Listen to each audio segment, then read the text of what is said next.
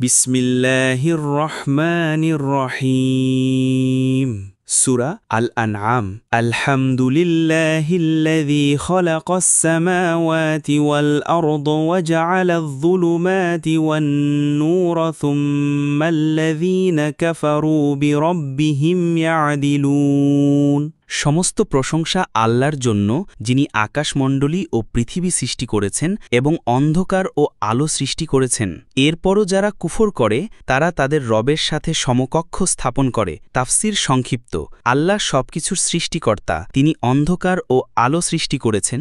এরপরও কেউ যদি আল্লাহর সাথে শিরক করে তা বড়ই জঘন্য অন্যায়। হুয়াল্লাযী খালাকাকুম মিন তিনিন সুম্মা ক্বাদা আজালান ওয়া আজালুম মুসাম্মান ইনদাহু সুম্মা আনতুম তামতারুন। তিনি তোমাদেরকে মাটি থেকে সৃষ্টি করেছেন, তারপর তিনি এক নির্দিষ্ট কাল স্থির করেছেন এবং তার নিকট রয়েছে আরেক নির্ধারিত সময়, অথচ তোমরা সন্দেহ করো। তাফসির: মানব জীবনের শুরু মাটি থেকে। আমাদের জীবদ্দশার সময় এবং মৃত্যুর পরের সময়ও আল্লাহর নিয়ন্ত্রণে, কিন্তু বহু মানুষ তা নিয়ে সন্দেহ করে। ওয়াহুয়াল্লাহু ফিস সামাওয়াতি ওয়াল আরদি ইয়ালামু সিররাকুম ওয়া জাহরাকুম ওয়া ইয়ালামু মা তাকসিবুন। তিনি আল্লাহ, যিনি আকাশে এবং পৃথিবীতে আছেন। তিনি তোমাদের গোপন এবং প্রকাশ্য সব কিছু জানেন এবং তোমরা যা করো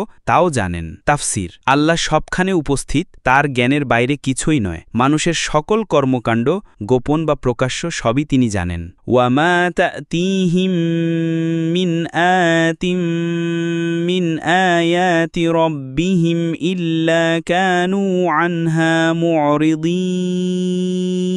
তাদের কাছে তাদের রবের নিদর্শন সমূহের যে কোনো একটি এলেই তারা তা থেকে মুখ ফিরিয়ে নেয়। তাফসির: অবিশ্বাসীরা আল্লাহর অসংখ্য নিদর্শন দেখেও সাড়া দেয় না, তারা ইচ্ছাকৃতভাবে চোখ বুজে থাকে। ফাকাদ কাযযাবু বিল হাক্কি লাম্মা জাআহুম ফাসাউফা ইয়াতিহিম আনবাউ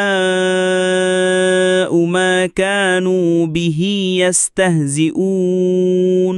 তারা যখন সত্যের মুখোমুখি হয়েছে তখন তারা তা অস্বীকার করেছে। শীঘ্রই তাদের কাছে পৌঁছে যাবে সেই বিষয়ে সংবাদ যার প্রতি তারা উপহাস করত।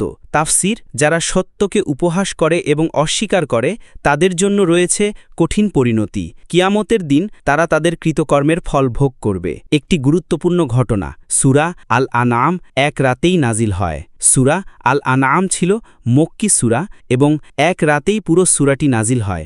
এমনকি এটি সহিহ হাদিস দ্বারা প্রমাণিত। আল্লাহ তাআলার নবী মুহাম্মদ সাল্লাল্লাহু আলাইহি ওয়াসাল্লামের সঙ্গে ৭০,০০০ ফেরেশতা প্রেরণ করেন। এটি কোরআনের সবচেয়ে গভীর ও তাওহীদ ভিত্তিক সূরাগুলোর একটি। এতে তাওহীদের ভিত্তি, শিরকের পরিণতি ও নবীদের দাওয়াতের ইতিহাস বর্ণিত হয়।